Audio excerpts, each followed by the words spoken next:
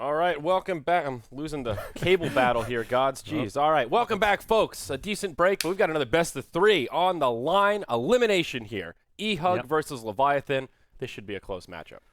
Yeah, the bets have eHug slight favorites, but Leviathans, after a rough loss yesterday against Not Today, we'll see how they bounce back. eHug kind of bit momentum since they're coming off of a win. I was talking to some of the eHug guys. They're a bit disappointed after their loss. They're in a team house now. They're really focused, but... Both teams in a team house now, actually. Oh, yeah, that's right. No, today as well. Well, let's look at this draft. eHug. eHug in a team house? Oh, I thought you were talking about eHug. Oh. I'm sorry. You said Leviathan are in the team house. Leviathan's definitely in a team house. I don't know shit about eHug. No, I don't eHug, think they're in a team house. No. Oh, okay. I mean, they got a Euro playing. They Yeah, got that's what I was like. Oh, mixed cool. A bag of team house. randoms. All right, cool. No. I didn't know that. Awesome.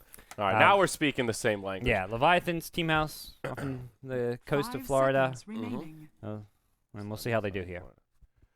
All right. Well, Sorrow over on eHug, I believe that is Corey.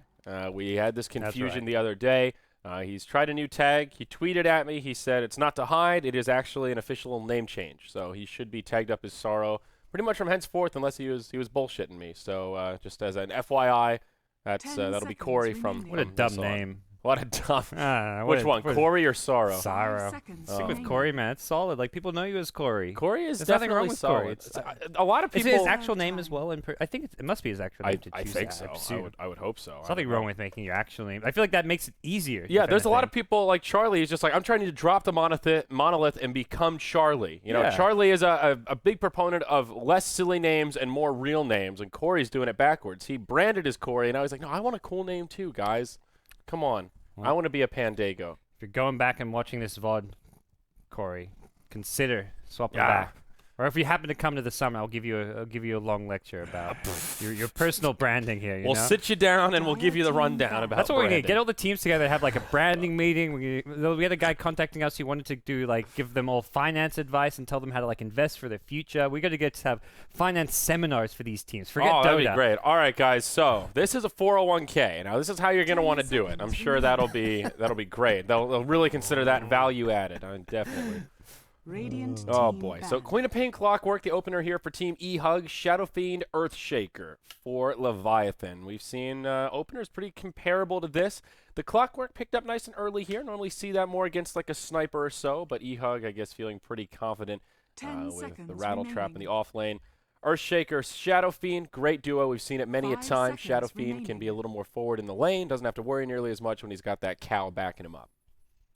All right. So, yeah, solid. I mean, the Clockwork probably the one out of the ordinary early pick here. Something that EG do every now and then is that second pick Clockwork, though.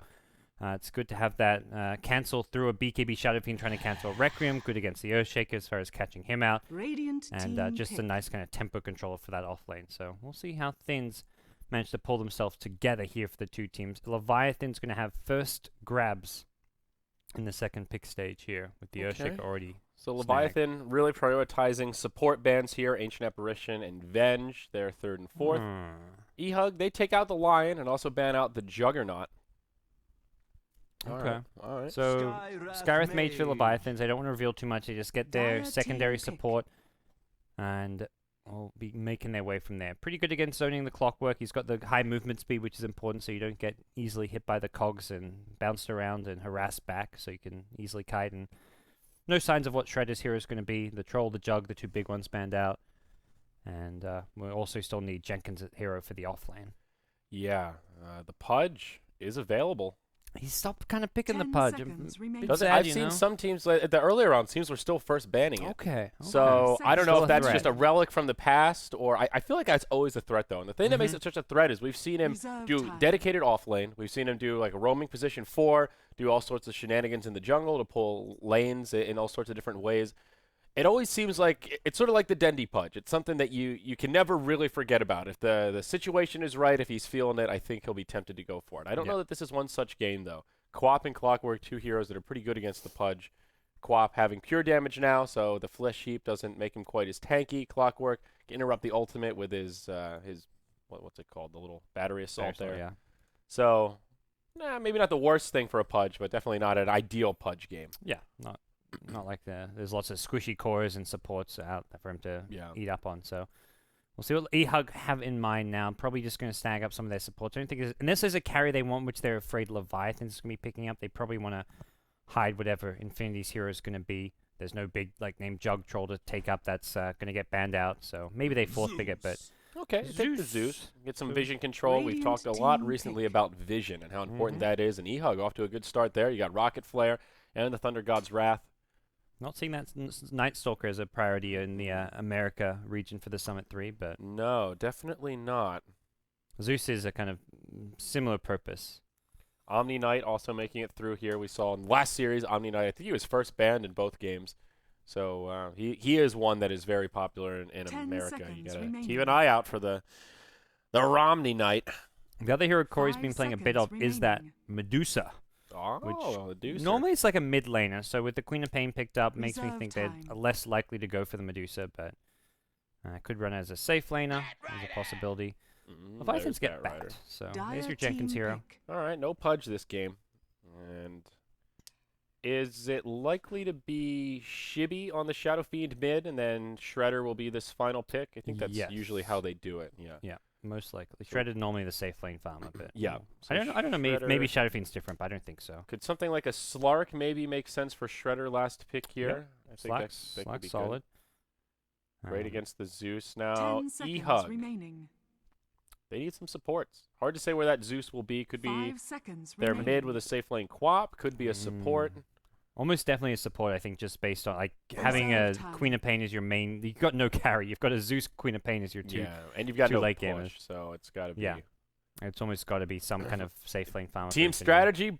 # burst damage. Just blow them up and hope for the best. Yeah, I don't know if that's really a sound strat. I think Razor's a pretty good pick. We've seen how Razor can match up decently against Batrider because you get lassoed and then you get that purge on him, slow him down.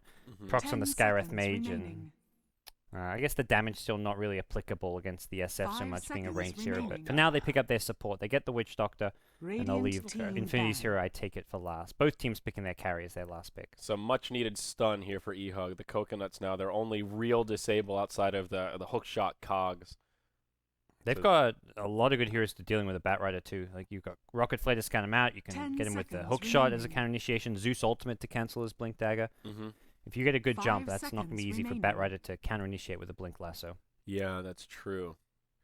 Though the Leviathan lineup does have just a lot more control, Fissure, and... Well, actually, maybe not a lot more. They've got Fissure and outside of the Lasso. That's about it. Skywrath Mage with his silence and slow, but no stuns there. Final ban's coming out. What kind of carries do we have still in the pool? Slark still comes to mind. Could work for either team. I like him. We didn't mention him last time when we were getting down to the end, but it's always good on the dire side. There's no Roche heroes yet for eHug, so they're probably thinking, at least considering some of the more Roche-taking carries, like him being the big one. Yeah. Slarder is still in the pool, but again, I don't think that's kind of a niche pick when you have the Shadow Fiend and the Venge in your team. There's your Medusa ban too. That's your kind of core hero that comes out every now and then. And could work well here for eHug. They've got a pretty good team fight. Dusa can synergize with that pretty nicely. Once she starts to come online. Pull up the hero list again. It's like Terrorblade. Spectre, Void. Those are big ones that are coming to mind here for me. The Dro Ranger, probably not really ideal here for either side. So for Leviathans, they're up against a Clockwork offlane. Skywrath can zone out well enough, so you could get away with something greedy like a Spectre. I think sometimes where a Spectre gets punished is if you don't have the best zoning support. There's the PL. I think PL's, that's a smart bet. We're seeing more and more of the PL come out. I think Slark for Leviathan would be pretty good here. They do have decent AoE damage to deal with it. Maledict also pretty good, but... Void also good is the other one. Great against Quap. And just synergizes well with the Skywrath Mage. And the Shadow Fiend, for that matter. He can just stand outside of the bubble. Throw in some raises, channel Requiem. Other than that, you got like your PAs, your... Oh, yeah, PA. Not really a go-to. I don't feel like there is an obvious choice for either team here. This feels more of like, what's comfortable? What's your comfort pick? What do you want to play? Kind of, doesn't feel like there's an ideal carry that really stands above the others. The one here Leviathans traditionally ran a bit of too was the safe lane Wraith King, the Shredder Wraith King. Oh, yeah. All right, there's the Lycan. So they want to push a little bit. Not so good for my fantasy league there. Lycan ruined my fantasy league in game 2. Ziz didn't fight anybody. He just pushed. I mean, it won them a game, but Lycan is not a fantasy hero. You don't get a bonus for hero or towers knocked down. So you've got what, Shredder as well as... I've got Shredder, Jenkins, and Infinity for this series. Batrider should be pretty good, assuming your team wins the game, but that's no guarantees there. eHug apparently favorites according to the bettors. Yeah, and Shredder is actually my my shot caller. So and there's the Slark. I like that choice here. I think it could have worked well on either side, but seems pretty good for eHug. We're right about the Slark and the Lycan, just had the teams mixed up. Yeah, you know? exactly. We're just confused here. We're just but two confused casters. All right, Omni Knight makes it all the way through. Mitt Romney does not approve. Alrighty, so here we go. Game 1, a best of 3. As you said, elimination match between eHug and Leviathans. I didn't get your Mitt Romney joke, by the way. It's just Romney Knight. He's holy. Mitt Romney's super holy. They look like it's just a... I'm not familiar with the American politics. Romney, you know, Omni. Okay. It just works. I could tell the names are similar, but I was just like... That's really it. There's nothing super clever. Is Mitt Romney like a gamer, or... No, he ran for president last election. Okay. He was like the front runner for the GOP. Okay. He's Mormon. Okay. So, yeah. And he lost, so he's easy to make fun of now. Sorry, I'm making you explain your jokes. There's some... I'm ruining your cred here as a caster. All these American jokes, they just don't work on foreigners, I guess.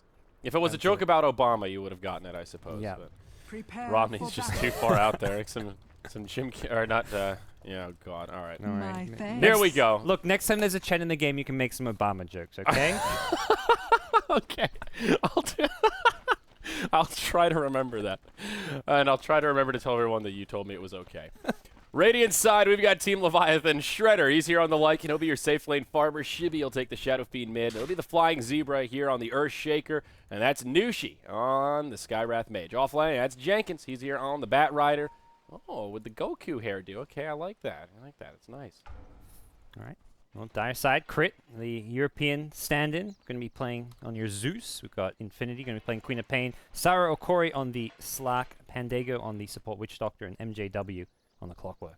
Battle brewing here in the Radiant Jungle. Yeah, eHug setting a trap. Leviathan, usually a team that likes to invade early on if at all possible. And here it's going to be eHug that bring the fight to them. They will block out one camp here, hiding that observer in the trees to give a little bit of vision. We've seen this ward come out a couple times already throughout the phase 2 of this qualifier, and blocks that double pull through camp. Looks like that's all eHug will go for. Nothing too hyper aggressive. Both sides will just move into the lanes. Okay. Bounties will be one apiece, it looks like here. Shibby will get the top, and Infinity will get the bottom. Both teams kind of marrying each other. Both mid laners get a bounty rune. Both teams have a support doing the creep block, and this will be a pretty even Shadow Fiend versus Queen of Pain matchup. One of the kind of classics, and neither hero has a big edge there. Like, the Queen of Pain has a slight laning advantage at the very early levels, but once SF gets a couple souls, gets bottled up, you can raise spam the wave, and has the jungle to fall back on. So SF has good ways to catch up and even overtake Queen of Pain in terms of farm later on. Yeah, absolutely. Oh, Courier! Oh, no. Elgato, please! Bringing out that extra Tengos, but... You know, I have to ask, Gato, are there any other brave little couriers, or is he the only one of his kind? Because that's what he's a mythical brave little courier. And I always thought brave little courier was a weird... Is that just a weird title? Is that unique to Elgato? That's not a whole class of couriers? There's not this, like, club of animal couriers that are considered brave and little? He may be the only brave one, even just the only brave one, I think. The only brave... Wow, There's a really cool video that it's on we're going to add it maybe back onto our production line, but we had the Elgato video where he fights Roshan and everything. Oh, I've seen that video. That's one of my favorite videos. That is exactly. It's kind of like the Clockwork video. We need to bring it back. Yeah, we got to dust that one off and pull it out for the summit. I think that belongs in the video roll. Yep. Just advertise Elgato because he's cute. You can go buy it from the Steam market for like 20 cents or something. I still need to get me an Elgato, man. I'm slacking here. So, all right, a lot of pressure on the mid lane. Quap not off to the easiest start, but still farming okay. Her and Shadow Fiend are about even. Both off laners having a comparable rough time. Jenkins trying to move into the neutrals here. He's already level 2, so not the worst start for the Bat Rider. MJW on a similar front. He will have crit down bottom. It's a dual off lane for eHug. Not an obvious lane pairing here, but I guess Zeus Clockwork can get the job done. Some kill potential across these two guys if they catch one of these squish balls in the cogs like little Nushi here. And I think more than anything, just kind of deter the Skywrath from zoning out the Clockwork with the counter harass coming out from a Zeus. You spam the Arc Lightning back, and Skywrath won't actually get the better of that exchange. Especially MJW having boots, maybe able to cut the gap and get onto Nushi and pose a good kill threat. Yeah. Zeus with 3 clarities still. Only 2 on Nushin, but he does have a smoke picked up. So could try to make a play towards mid. Double stack here at the hard camp from the Earthshaker. So the stacking madness begins. Make sure Shibby has something to retreat to here. Either Shibby or Jenkins, but finding some efficiency in the jungle. Dire side, looks like the stacking hasn't really started yet, but Crit now moving into the jungle may get to work. Yep. So he'll just keep the stacks up. He can farm some of himself once he gets maybe a second point in Arc, but the Queen of Pain also could be a good candidate to take these stacks. And just generally speaking, you've got enough AoE clear, even Witch Doctrine coming with cast, that you can take these down. So both offlaners getting decent XP, even good last hits on your Clockwork with 6 to Nice with 8 last hits is really impressive. That's seems to be giving eHug a bit of a laning stage advantage here. Look at the last hits. That's a lot of red floating towards the top. Quap pulling ahead mid. Slark way out farming the Lycan if you compare the safe lane farmers. And this Clockwork, he's got more CS than the Shadow Fiend mid. This guy he's in great shape. And even your Witch Doctor, he's matching the Batrider. 3 CS to the Batrider's 4. Now we're talking. This is tough stuff. eHug already ahead by 1,500 gold, 1,000 experience, and nothing's even really happened. No kills, no towers. It's just straight up better lanes at this point. Yeah, Leviathan's not getting, like, you've got an Earthshaker sitting mid trying to make sure the Shadow Fiend doesn't get picked off, but he's level 1. He's doing a few stacks here or there, which is, I guess, your SF catch-up farm. SF doing fine, though. He's somebody's catch-up farm. I don't know whose. Maybe the Batrider needs it more. Yeah, that's a good point. You have an SF and a Batrider both can be fighting over the jungle. But the SF at mid is kind of actually doing quite well here. There's only a couple CS behind a Queen of Pain, who generally has a early, like, first few minutes has an advantage. Now SF has 22 souls. It's pretty even or even SF-sided. Yeah, same for the Lycan and Slark, though, to be fair. I mean, they're not that far apart, but it looks like Shredder just had a big wave that was yet to be cleared out. So it's leveling out a little bit more, but still, even with the safe lane farmers, even a disparity of 4 or 5 last hits, it starts to add up. That's usually a sign that someone has a bit more space, and things will get a little more lopsided if nothing changes. Clockwork already level 4.5.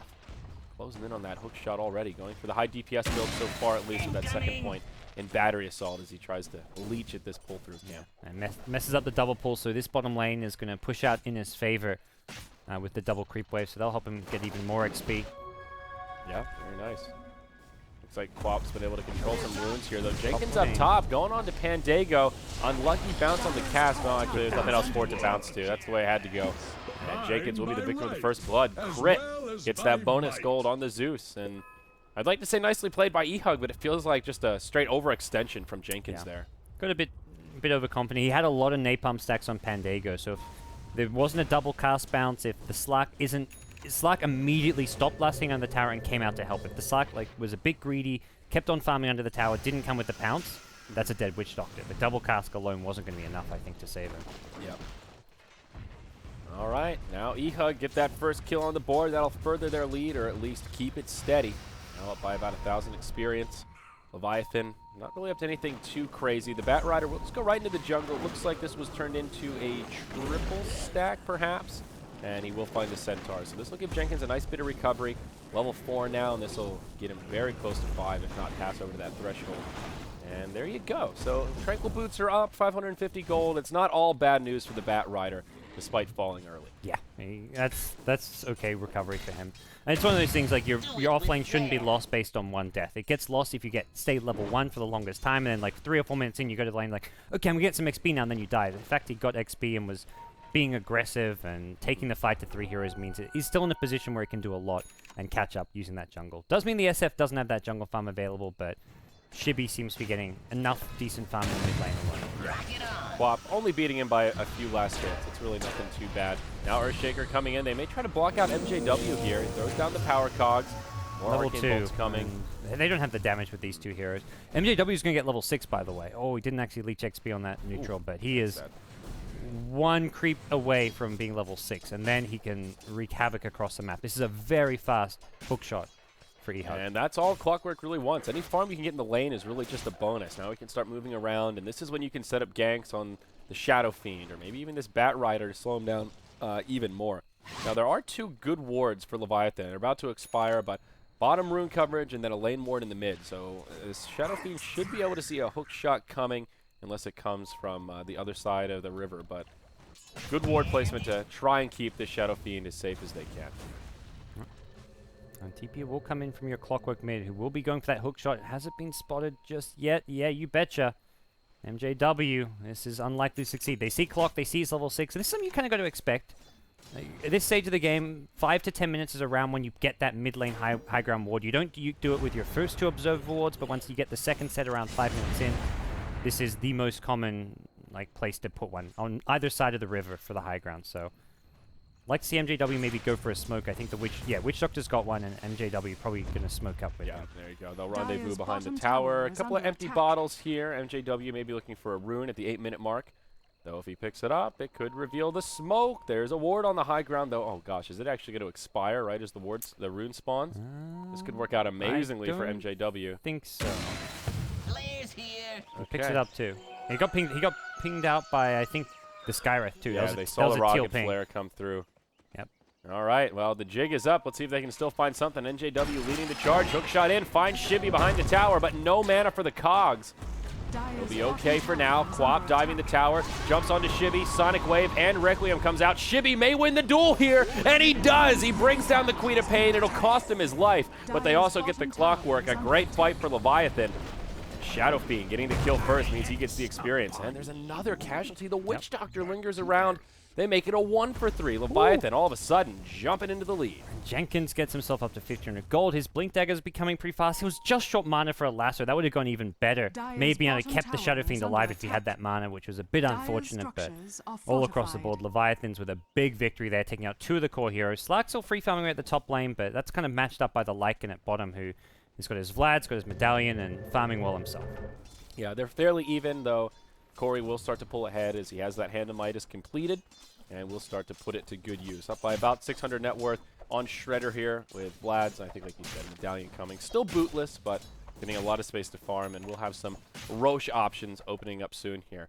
Failed smoke gank from eHug, won't deter him though. Pandago grabs another and says, well, we'll hold on to it for now, and when the time is right, we'll try for it again. Bat Rider, about 10 gold short from his Blink Dagger, and after that slow start from Jenkins, already almost level 9 at 9.5 minutes. This is turning into a pretty good game for the Bat Rider. His farm jumping up, and there's your Blink. That's what you can look at. Clockwork got a, 6-7 minute level 6 in the offlane.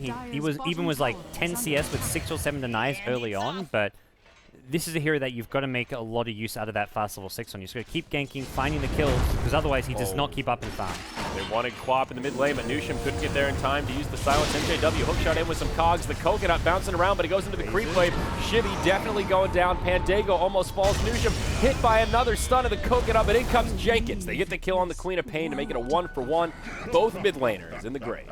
Okay. The SF at least goes down there and couldn't get enough races off to anything around. Crit getting dove. Shredder living up to his name as the Zeus gets injected with some rabies and sent back to the well. MJW and Pandago both TP in, but too little too late as the Wolf heads back to the jungle to keep farming. Nice pick up there for Shredder.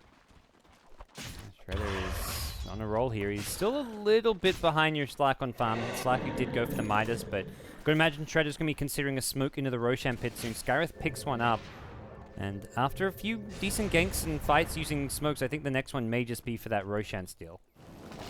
It's still a risky play to make, though. I think they'll want like Shadow Fiend and Bat Rider at least in the Radiant jungle or around mid lane so they can come and offer support should eHug scout it out. Yeah, most definitely. Looks like Shibby here on the Shadow Fiend. We'll go for the mech build. Headdress already picked up, grabs that next GG branch, so probably a sign that Leviathan will want to group up and push around this Lycan and try to make some plays happen in the mid game rather than going for that Yule's kind of farming tool. It's going to be eHug who smoke up once more. They get the clock. Well, no, they're not going to smoke with the Clockwork. He's just leading the charge down bottom lane. Okay. Bottom tower Looks like they'll just try to move into the Radiant jungle. Nusham shows himself in the lane. I think they just want the Lycan. And Shredder, maybe an easy kill here. Shapeshift on cooldown for another 40 seconds. No boots on him.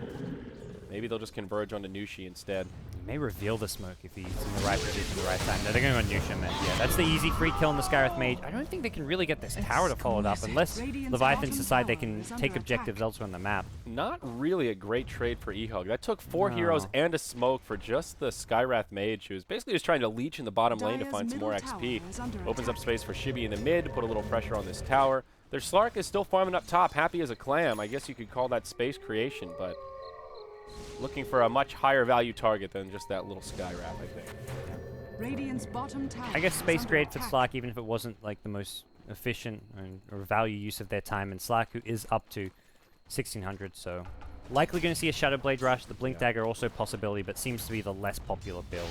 Yeah, it for feels like Slark the these Shadow days. Blade is just a little more versatile. Allows you to hunt more. You can kind of scout, and the Blink Dagger just, I don't know. It feels like kind of a gamble. I guess if he gets initiated on, you can always Shadow Blade away. It has that versatility that the Blink just doesn't offer.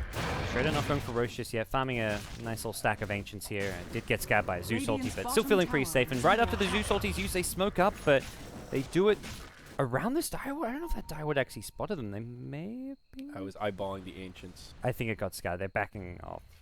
Oh, not really. Okay. Pandago ventures over. Jenkins, Blink, Lasso, MJW hit by a concussive. There's your Mystic Flare. Easy kill on the Witch Doctor. Nushin will get credit for that.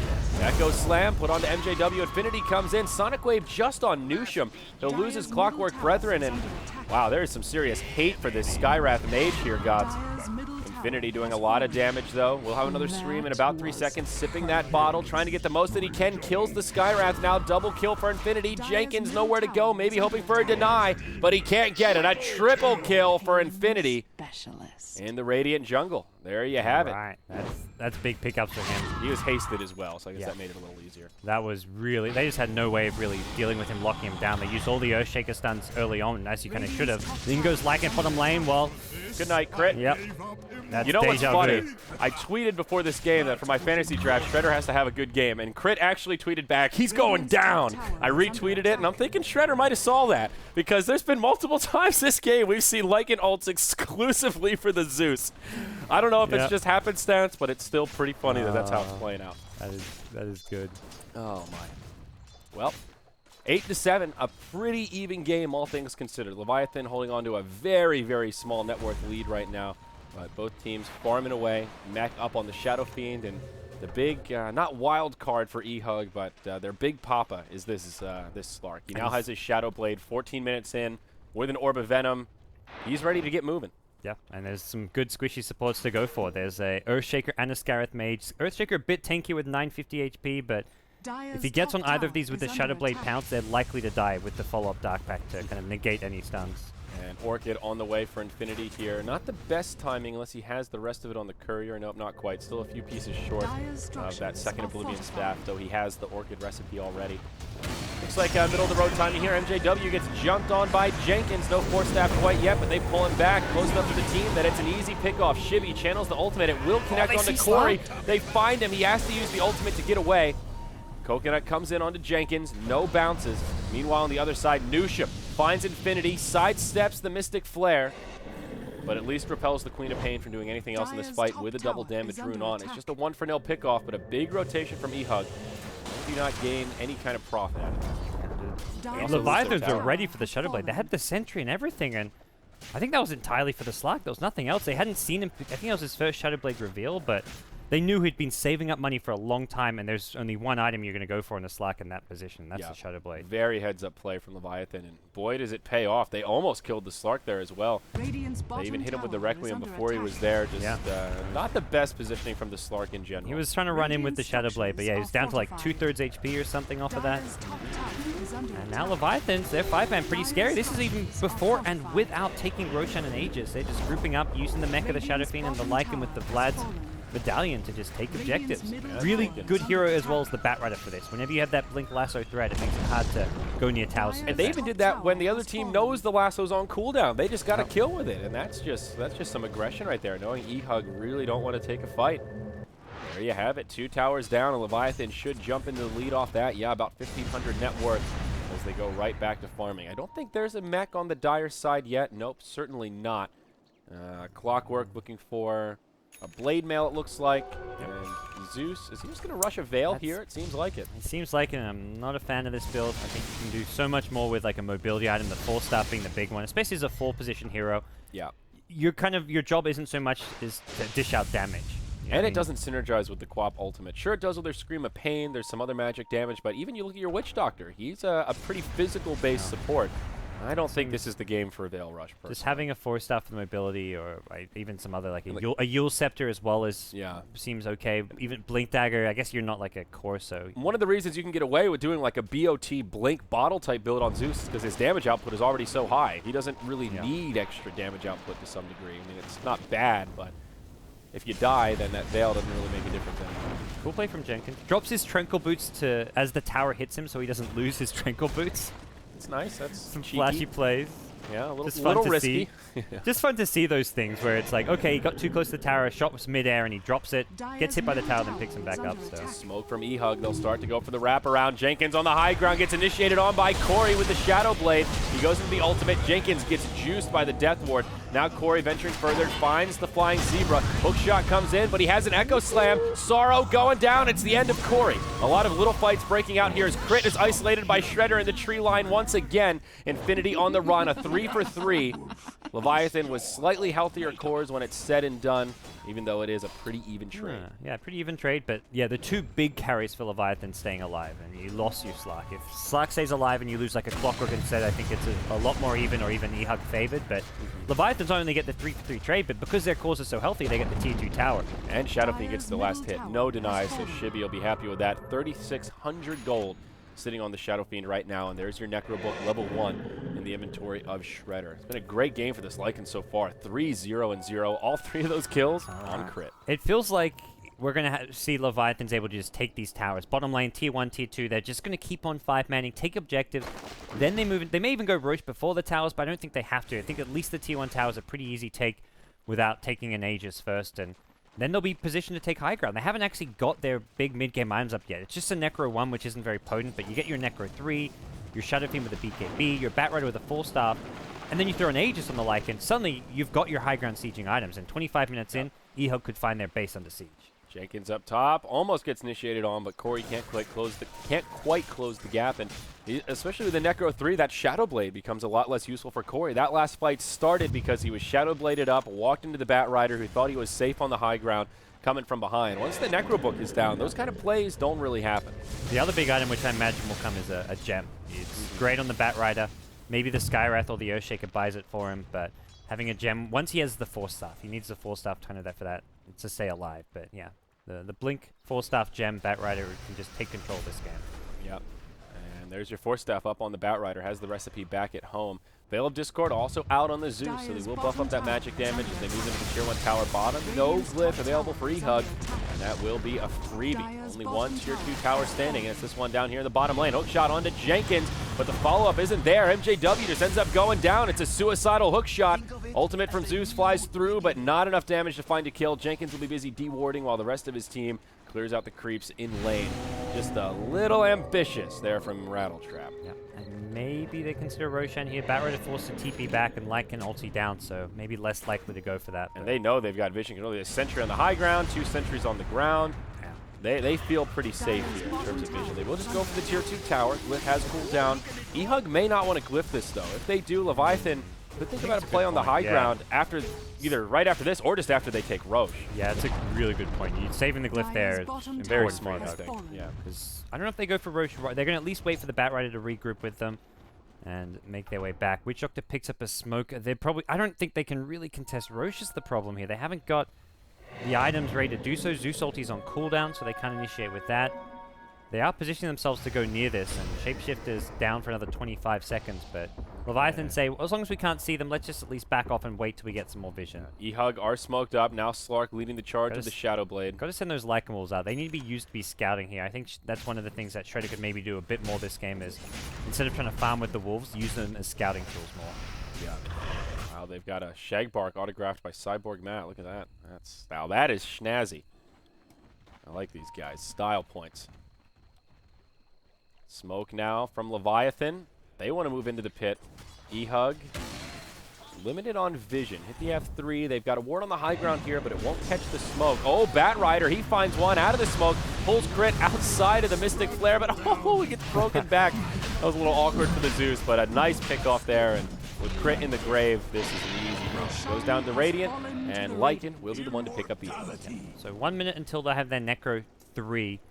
Mostly the cooldown they have to worry about, but they may start chipping away and sending those Necro books out. It's just going to farm some Ancients. But, so we'll have Necro 3 Aegis.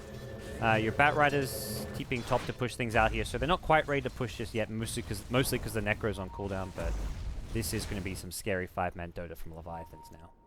Yeah. Even the SF, another 2k gold on him, so I think we'll just see like a Skadi next, just tank up as much as possible, be on the front lines, and means if he gets hooked or it's like a Queen of Pain goes on him, doesn't really matter because he's got so much HP they can't break through it. Yeah, still that 10-second BKB on SF, healing health.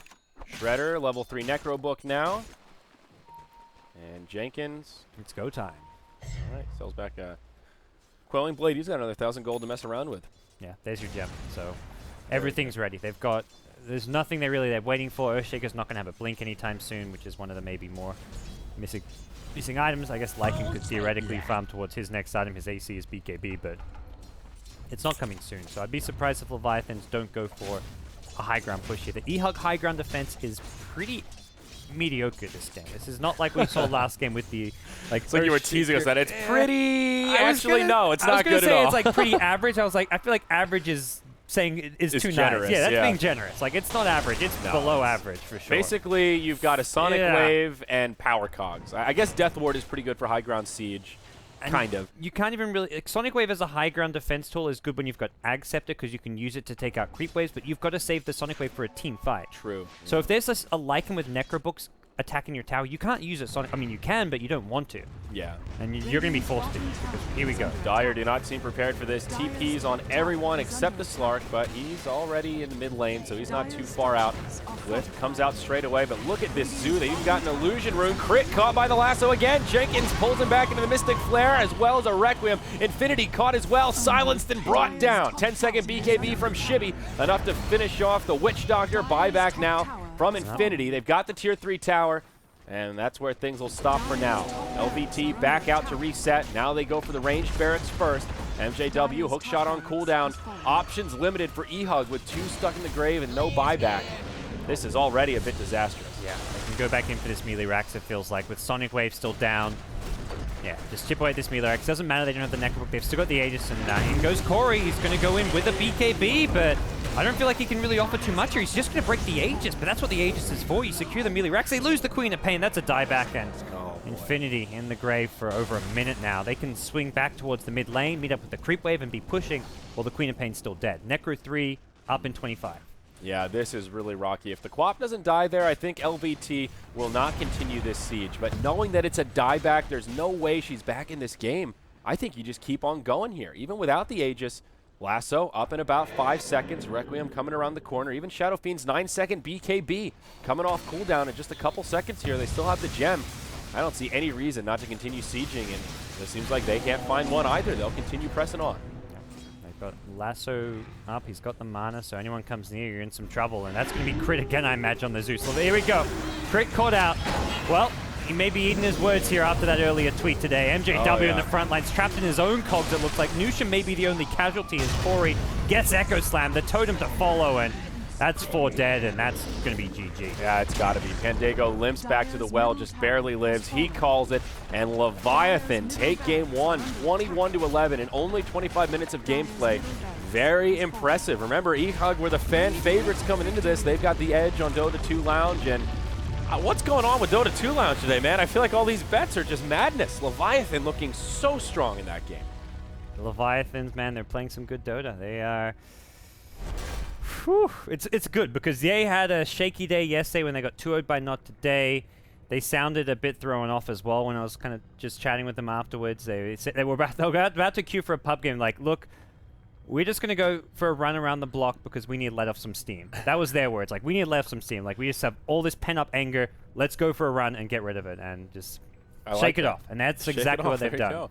No, that's the way to do it. A little physical exercise is a good way to clear your head, and it seems like it worked. I mean, they were very level-headed that game, and crisp execution as well. It looks easy when you kind of dominate the lanes and get an edge like that, but the Lycan 4-0-5, the only time he died was there at the end when he had the Aegis. Very well played by Shredder, got a lot of space, and they seized the day. There was no time where they got comfortable and sat back. It seemed any opportunity they had to take objectives, they did. Yeah, they made it happen. Great play all around. I think that's the big thing there. Everyone kind of did what their role was supposed to do, and things didn't really come together. A bit of an odd dual lane for eHug in the offlane with the Zeus. Yeah. Zeus didn't really seem to have a place this game, like, and even the farm on the Veil we mentioned, I think very easy to say that wasn't the right item choice, but even the pick in general didn't really seem to fit the strategy. Yeah. Your Zeus ulti to scout, I guess Clockwork goes in, but Leviathan's had so much more of that. He ends that game 2-6-3, and it makes you wonder if he had gone for a 4-staff first item, would he been able to survive some of those deaths that he took?